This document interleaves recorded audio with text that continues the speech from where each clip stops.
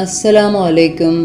ഇന്ന് നമ്മൾ മനസ്സിലാക്കാൻ പോകുന്നത് അള്ളാഹുവിൻ്റെ അതിമഹത്തായ ഒരു നാമത്തെക്കുറിച്ചാണ്, റഹ്മാൻ. ഈ ഒരു നാമം കേൾക്കുമ്പോൾ തന്നെ മനസ്സിൽ സമാധാനവും പ്രത്യാശയും സ്നേഹവും നിറയുന്നു. കാരണം റഹ്മാൻ എന്നത് അളവറ്റ കരുണയുടെ നാമമാണ്. റഹ്മാൻ എന്നാൽ എല്ലാവരോടും അതിയായ കരുണ കാണിക്കുന്നവൻ എന്നാണ് അർത്ഥം. അവൻ്റെ കരുണയ്ക്ക് അതിരുകളില്ല, പരിധികളില്ല, നിബന്ധനകളില്ല. മനുഷ്യൻ നല്ലവനാണോ മോശക്കാരനാണോ എന്ന് നോക്കാതെ, വിശ്വാസിയാണോ അല്ലയോ എന്ന് നോക്കാതെ എല്ലാവർക്കും അവൻ തൻ്റെ കരുണ നൽകുന്നു.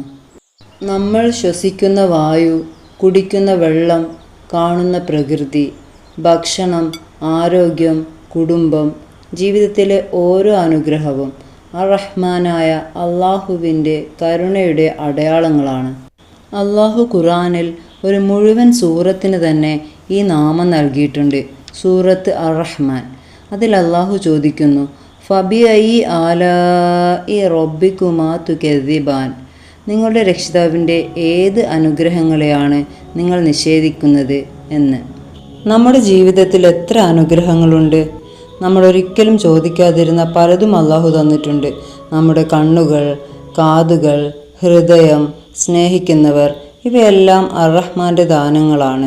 നബി സല്ലല്ലാഹു അലൈഹി വസല്ലം പറഞ്ഞിരിക്കുന്നു, അള്ളാഹുവിൻ്റെ കരുണ ഒരു അമ്മയുടെ സ്നേഹത്തേക്കാൾ എത്രയോ വലുതാണെന്ന്. നമ്മൾ എത്ര പാപം ചെയ്താലും തിരിച്ചു വരാൻ തയ്യാറാണെങ്കിൽ അള്ളാഹു നമ്മോട് ക്ഷമിക്കാൻ തയ്യാറാണ്. അള്ളാഹു റഹ്മാൻ ആണെങ്കിൽ നമ്മളും കരുണ കാണിക്കുന്നവരാകണം. ചെറിയ കുട്ടികളോട്, മാതാപിതാക്കളോട്, ഭാര്യയോട്, ഭർത്താവിനോട്, സുഹൃത്തുക്കളോട്, പാവങ്ങളോട്, എന്തിന് മൃഗങ്ങളോട് പോലും കരുണ കാണിക്കുന്നവരെ അള്ളാഹു സ്നേഹിക്കുന്നു.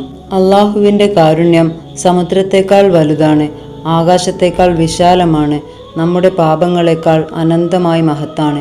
അതിനാൽ നമുക്ക് അള്ളാഹുവിനോട് പ്രാർത്ഥിക്കാം, യാ റഹ്മാൻ ഇർഹംന, റഹ്മാനായ എൻ്റെ റബ്ബേ, ഞങ്ങളോട് കരുണ കാണിക്കണമേ എന്ന്.